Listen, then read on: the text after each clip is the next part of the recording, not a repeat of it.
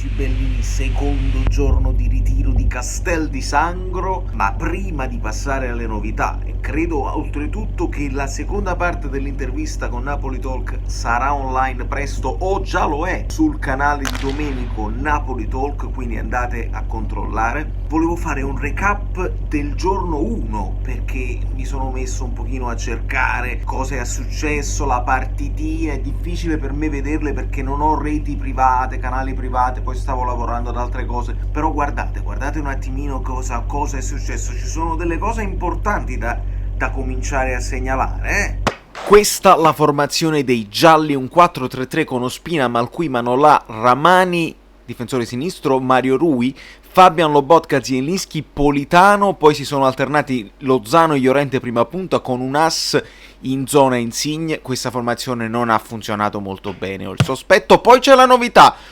Meret, Di Lorenzo, Maximovic, Koulibaly, Gulam, Demme, Gaetano, Ciciretti, Mertens, Younes dietro Osimhen, quindi un 4-2-3-1. Questa è piaciuta, Ciciretti in gol, che dopo vedremo, e poi una formazione più classica con Ospina, Isai, Koulibaly, Luperto, Gulam, Fabian, Elmas centrale con Maciac mezzala, Tutino, Milik, Insigne. In questo caso è andato a segno Insigne ed Elmas, ma andiamo a vedere prima il gol di Ciciretti, un bolide. Ricordiamo che le partitine avvengono poco più di metà campo, poi vanno in gol Insigne ed Elmas, non ho trovato immagini, poi sul cross di Malqui la cicca credo Luperto e Osimhen fa questo primo controllo orientato verso la porta, qualcuno potrebbe dire un controllo sbagliato, non ha tirato al volo, però la reattività.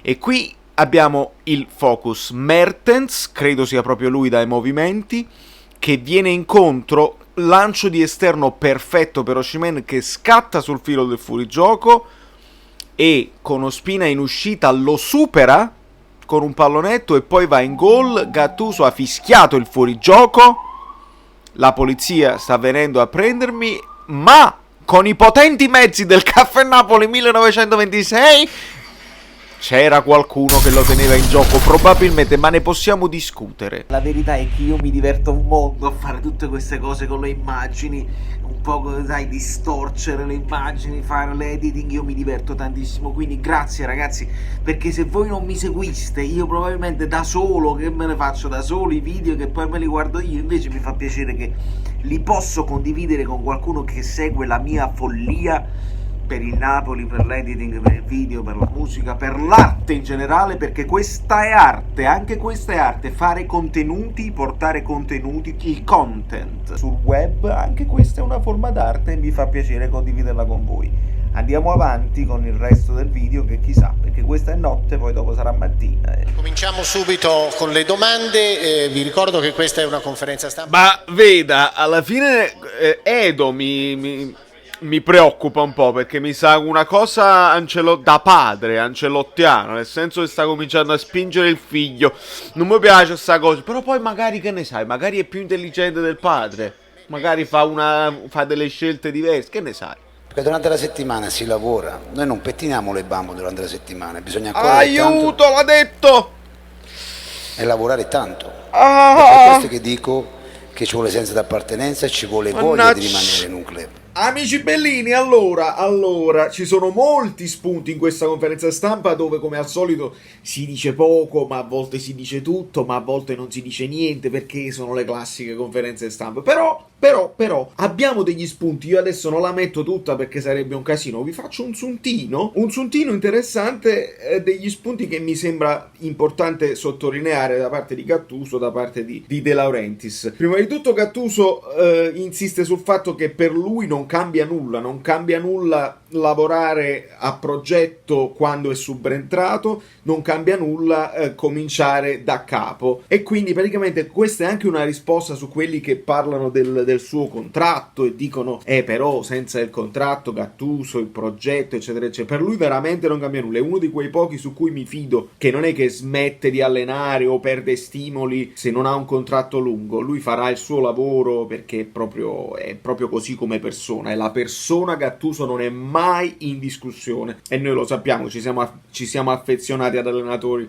che come persone poi si sono rivelati poca roba veramente, ma lasciamo perdere. Quindi lui vuole come primo obiettivo migliorare il 7° posto, e poi parla ampiamente di Champions League, di posizione Champions League, che mi sembra un obiettivo logico, ottenibile, più invece di parlare di scudetto come si è fatto l'anno scorso, anche se poi fa l'errore, che lui non lo ritiene un errore, ma è un errore per noi parlare di pettinare le bambole. Alla prima sconfitta, ma Gattuso ha detto che non pettinava le bambole, cerchiamo di smetterla, noi siamo traumatizzati da quella frase, lo capisco, però evitiamo di ricamare su queste cose qua, che lascia il tempo che trova. Spunti tattici, allora, come avete visto all'inizio del video, il Gattuso sta provando, è chiaro, è una partitina eccetera eccetera, non lascia il tempo che trova, ma lo spunto tattico, e ne parlavamo anche nei commenti, è Rahmani, perché praticamente lui lo prova a sinistra a fianco a Manolas, e probabilmente sarà lui, in caso di cessione di Koulibaly, che dovrà prendersi in mano la squadra a livello di impostazione dal basso, e questa è una cosa molto importante. Adesso noi qualche partita del Verona l'abbiamo vista, però Rahmani giocava terzo di difesa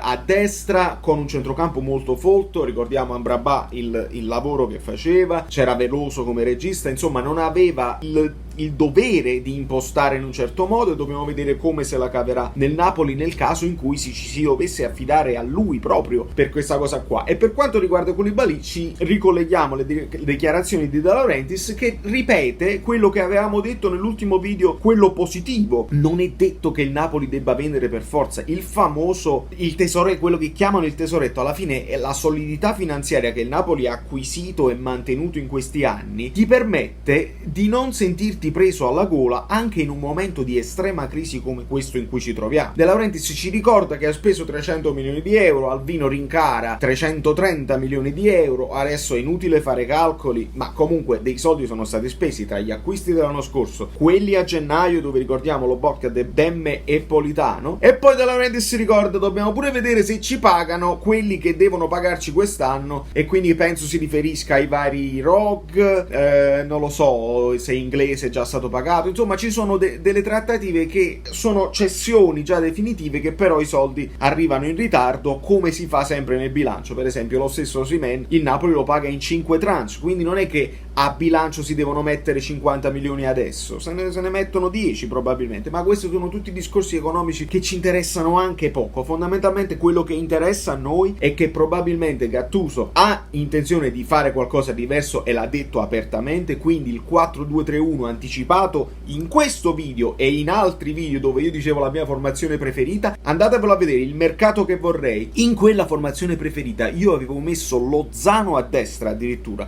quindi una formazione molto molto offensiva, con Mertens dietro Osimhen, con Insigne a sinistra. Ragazzi, non è peregrina l'idea, perché potrebbe anche essere che in certi tipi di partite Gattuso la rischia questa cosa qua, soprattutto ricordiamo la coperta corta che bisogna se riesce a ottenere equilibrio nella fase difensiva da parte dei mediani e della difesa. Ragazzi, io credo che abbiamo avuto tanti spunti, soprattutto per quanto riguarda il mercato, perché non si sono fatti nomi, ma De Laurentiis è stato chiaro, ha detto non è detto che dobbiamo cedere se non ci fanno l'offerta che merito. Quindi non è detto che Koulibaly se ne vada, non è detto che se ne vada Maksimovic, addirittura De Laurentiis ha detto adesso Gattuso guarderà gli altri giocatori che sono tornati. Non credo che Gattuso punterà su Maciac, Ciciretti o Tutino, però dobbiamo sfoltire moltissimo la rosa. È chiaro che è tutto bloccato, ma è tutto bloccato dappertutto. Andatevi a vedere per sfizio poco gli youtuber juventini o interisti e vedrete la stessa cosa. Higuain che non se ne vuole andare, Khedira che punta i piedi, non riescono a comprarsi un Milik, figurati. Poi parlano di Messi e altre squadre eccetera eccetera. L'Inter deve cedere Skriniar, probabilmente dovrà cedere Lautaro. Prima che avvengano queste cose qua sarà difficile vedere dei movimenti di mercato importanti, ed è già tanta roba che il Napoli abbia piazzato il colpo Osimhen dove noi avevamo fretta di chiudere un colpo che ci migliori in attacco. E cos'altro più? Zielinski, il rinnovo annunciato al momento, leggera polemica di De Laurentiis contro Orsato, dice la fase arbitrale addirittura li premiano dopo gli errori con la Champions League, la finale di Champions, quindi una leggera stoccata. Non c'è, le cessioni non sono sicure, eccetera eccetera, favorevole alle novità. De Laurentiis lo sappiamo, il visionario, eccetera eccetera. Mi è piaciuto che Gattuso abbia citato Lozano, perché lo dobbiamo vedere, lo dobbiamo valorizzare, come con Rachmani, e domani ci sarà la presentazione di Osimhen e Rachmani a Castel di Sangro, dopodiché dopodomani triangolare, quindi dovete subito iscrivervi al canale e cliccare like e seguire tutte queste cose qua, perché io non mi fermo. Io oggi devo andare a suonare, ma io non mi fermo. Questo canale è in crescita, sapete quando poi quelle cose crescono e continuano a crescere, non è che si deve fermare. Questa è una di quelle poche cose nella vita che possono crescere per sempre. Da New York, Valerio Fluido è tutto, vi abbraccio tantissimo. Gattuso ci legge? ADL controlla il canale? Che ne sai?